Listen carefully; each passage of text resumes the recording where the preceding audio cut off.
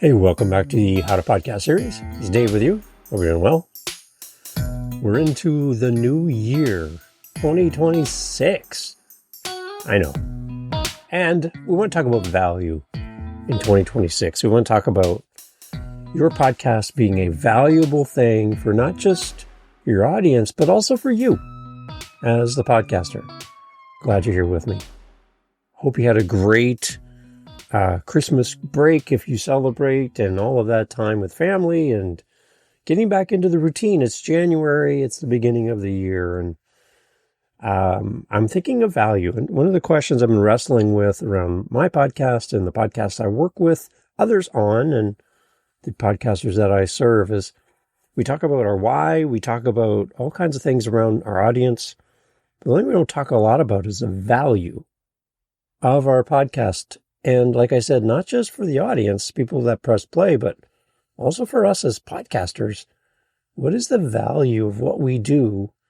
Why does it matter? Who does it matter to? And why do we keep doing this thing called podcasting? I hope that this episode is valuable for you as we jump into things, all things value added here on the podcast. Thanks for pressing play. So value comes in many different forms. If you go shopping and you walk up and down those grocery aisles, you'll see that coffee's on sale. And you're like, oh, I know. I remember Dave likes coffee. Yeah, I love coffee. But you see the sign and it says a value. When you save how much money off the regular price, that's a great value. As you put it into your buggy and continue on, value is all around us. It can be something where you save money. You save time. Time is valuable. Things that we treasure, we consider valuable. Our family, we consider valuable. Relationships, valuable.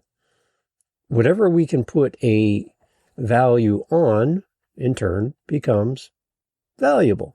And I think that podcasting delivers a high value add for both the host and the audience when we talk podcasting.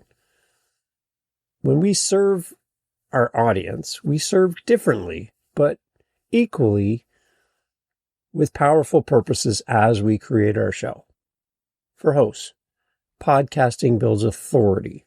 It expands our network and creates some great business opportunities if that's what you want to do with your show, or personal growth, opportunities for us to be better, to be a better speaker, be a better listener, to be a better interviewer, to be better prepared at creating content, research, being on a microphone. All of these things help us to grow personally. It also offers education, inspiration, and a unique sense of community. I love the podcast community with direct access to authentic voices and stories. There's so much value in podcasting. What's the value of podcasting for you as the host of your show? What are some of the value things that come back to you simply by hosting a podcast? Podcasting really helps us to establish what the host's expertise and personal or brand authority is within an area, a niche, a subject, a topic. We get to expand on, grow in, or highlight our own expertise and what we're learning, what we know, and the people that we know in this space. Having a podcast can actually help generate new relationships and networking opportunities, often leading to collaborations and business growth. I see this when I do my Living the Next Chapter podcast. From that podcast, I've had people come back years later and say, I want a podcast now. Can you help me start a show? I've had great opportunities building relationships with people because of my podcast. And I think that's one of the most amazing things is podcasting, even though we set out for one purpose, many other additional purchase possibilities and things come to us as a result of us starting a show. Monetization options happen as well. such as getting ads or sponsorships or selling our own products or services. Make podcasting a viable business avenue for a lot of people who want to make money with their show. It's possible. And consistent podcasting grows an engaged community. It deepens our trust with our listeners, the people who follow our show, and keeps the host top of mind for opportunities like speaking engagements or consulting, or I know a person who can help you because I listen to their show. You become a topic of conversation around the dinner table or at social functions. When somebody's looking for somebody like you, their listener knows to think of you and recommend you in those situations. There's a lot of great value that comes back to you as a podcast host. In addition to all of this, there's many, many more. But that's just a few to consider why a podcast would be of value to you as a host. But what about the value of a podcast for your listener? There's many things we could talk about here as far as listener benefits and value add because of a podcast. So many things that we could talk about here, but I want to focus on a few of these. Listeners benefit from actionable, long-form content that educates, entertains, and resonates with their personal experiences and needs. Podcasts allow on-demand access to valuable insights and stories while multitasking. It allows people to do other things while consuming content. They don't need to be sitting in front of a screen fully engrossed in what's happening. You can do something else while you partake in what's happening. It adds value to screenless moments when you can focus on something else and have podcasting there to accompany you. Listeners develop a strong connection to the host's authentic voice, building trust and loyalty around the show's community and the message of what's being shared. That's valuable for a listener, something for them to lean into. I'm curious what shows you listen to. Well, you're listening to this one right now, so I appreciate that. But what other shows are you listening to, and what value are you getting from these shows? The one thing we talk about here on this show often is the fact that podcasting offers something uniquely different than all of the other mediums out there. More than Netflix and TV and streaming and radio and music. There's a connection with the person behind the scenes, the person who creates the content that we love. We have access to them. We have the opportunity to engage with them. I know when I watch a TV show, like I love Bob's Burgers, great show. Have I ever met, talked to, or interacted with anybody from that show? No. If you work there or you're one of the cast members, come on, I'd love to talk to you. Bob's Burgers is the best. I love the menu items on the board, how they change. I love the storefronts, how they change every intro at the beginning of every episode. Brilliant show. I love it. And I would love to meet those people. So if you know them or know of them and you have a way, please let them know that Dave would love to talk to them. But that show, I don't have any interaction with the people who make the show, but I love it. Now compare that to podcasting. I can also be equally in love with my favorite podcast. And there's generally, and probably 99% of the shows I listen to, an opportunity for me to interact with a person that brings value to me all the time. And one thing that we hear in podcasting often is we create content, we put it out there, but we don't know who values it. There's a movement right now to talk about value for value. Now, this is based around an idea of making podcasting, like having it grow up and do a little bit more than what it's done traditionally. But one element of this podcasting 2.0 initiative is value for value. So the idea is that as podcast hosts, we're giving out time, talent, and treasure. Our time, obviously, to create the content.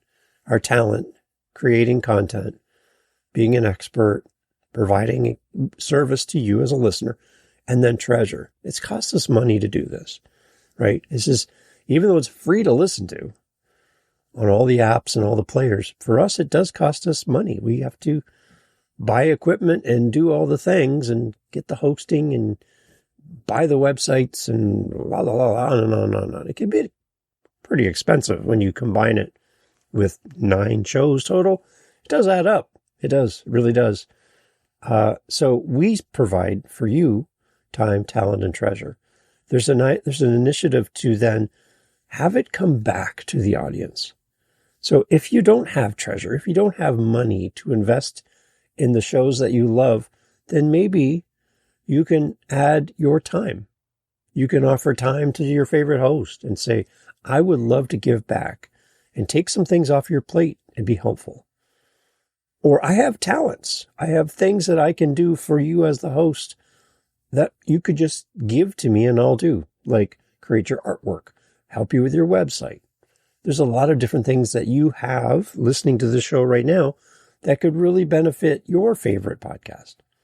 And I'm sure they would love the help. So you can give your time, you can give your talent, you can give your treasure. So any of those 3 would really help your favorite podcaster. And that's a value exchange. You're receiving something for free. How about giving it back?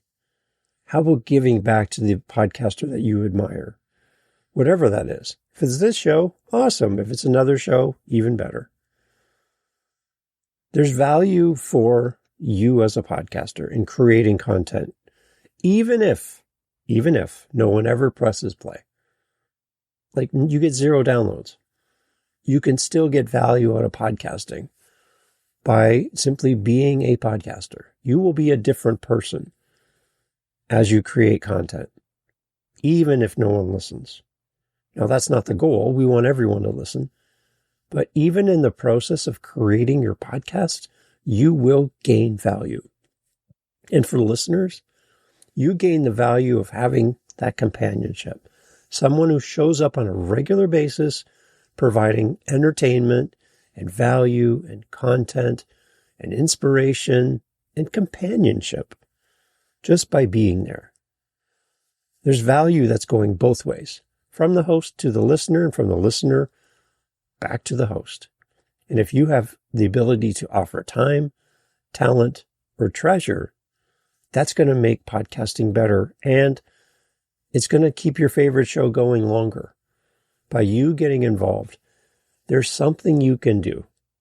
There is something that you can do to help your favorite podcast keep moving forward.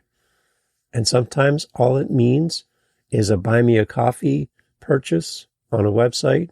It's a SpeakPipe message. It's an email, a DM, a comment on Spotify, a comment on YouTube, a review on Apple. These are all things that give your favorite podcaster a little nudge to keep moving forward. One of the questions that we ask our listeners when we have a chance to sit down and do a survey is, what would happen if this show stopped tomorrow and just stopped producing episodes? Would you miss this show? If you're like, oh, no, don't let that happen, but you've never mentioned to that host how much you love that show, that's a shame, because they might not know how you feel about their podcast. And when podcasters create content and never hear from their audience, it's like living in a vacuum. You don't know the impact you're having because no one's ever said it. So my encouragement for you, whether it's this show or any of those other shows that you listen to, is to reach out. And when invited to, and even if you're not invited to make a point of reaching out to that favorite podcaster and letting them know that you're there, that you love what they do, you support what they do, and you giving back value, your time, your talent, or your treasure. Any of those things would be welcomed by any podcaster. So again, for this show, If you have time, talent, or treasure, I'd love to hear from you. I love your feedback. I love to help you with your show in 2026. This is your year to start that show, to grow that show. And if you need help, I'd love to help you over at howtopodcast.ca. Thanks for listening. Happy New Year, new you, new show. A lot of great stuff in 2026, and I'm excited to be along for the ride. Thanks for being here. Thanks for pressing play. Please let somebody know about this show and how it helps you. Again, that would be valuable for me as a host, and I appreciate you. Take care. Hey, thanks again for being here for the How to Podcast series. If you know another podcaster, somebody looking to start, let them know about howtopodcast.ca. Hey, it's Dave. Yeah, I'm still here. You're still here. So this is great. We can hang out for just a little bit more. Everyone else is gone because they think the show's over, but you know to stick around. So yeah, you and I are together. Let's talk about this for a second. The whole idea about a podcast website for your podcast. Do we need it? Yes or no? Should we do it? Is it hard? There's a lot of things to think about, but I think that one of the best things you can have is a website for your show. Now, here's the reason. A link tree is not a website, by the way. A link tree is just a bunch of links. You don't gain anything back, any kind of relevance for you, any connection to you and your content through a link tree. It's not going to work. As well, if you use another third-party site like Podpage and all these other ones, when you look at the address line at the top of the page, what do you see? You see podpage.com / the name of your show. So understand, when you see podpage.com, they're the ones getting your traffic, not you. You want to own the traffic. So when you go to howtopodcast.ca, guess who you're going to? You're not going to Podpage. You're not going to a link tree. You're not going to some other party, some other third party. You're coming to Dave. You're coming to me. Everything comes back to me because I own the domain. Buying a domain is not that expensive. In some cases, $10, $12, $15 a year to own your own piece of the internet. I do real estate. I have my home and I have 3 rental properties. I own 4 different places. I have value because I own the address. It's mine. You need to own the address to your podcast, to your content. So when you go through these third-party sites, Podpage is a great starting point, but I wouldn't live there. Podpage, Linktree, all these other places, it's someone else's website.com /you. You want to be the main spot. You don't want to be somebody's /addition. No, you want to own it. So I would encourage you, I use GoDaddy to buy my domains. I'm not affiliated. I don't get any money from them for saying this. Go to GoDaddy.com and you can search up the domain for your podcast. So you have the Dave podcast. Then go look and see if the Dave podcast is available. And depending where you live, I'm in Canada, I have access to the davepodcast.ca because I live in Canada. An American can't buy a .ca website, only Canadians can. So wherever you live, there might be unique ways for you to get a website domain for you. I have howtopodcast.ca because I'm in Canada. Howtopodcast.com is someone else's site, and I don't want you to go there. I would much rather you stay with my .ca. Howtopodcast.ca is my website. I own that domain, and there's only one. So own your content, own your experience for your audience. Don't send them to these third-party places over an extended period of time because all you're doing is feeding their search results. They're the ones showing up in search. It's not you. So if you want to be found and you want to own the conversation, buy your own domain. If you need any help with this, anytime, you know where to reach me. Thanks for listening. See you in the next episode.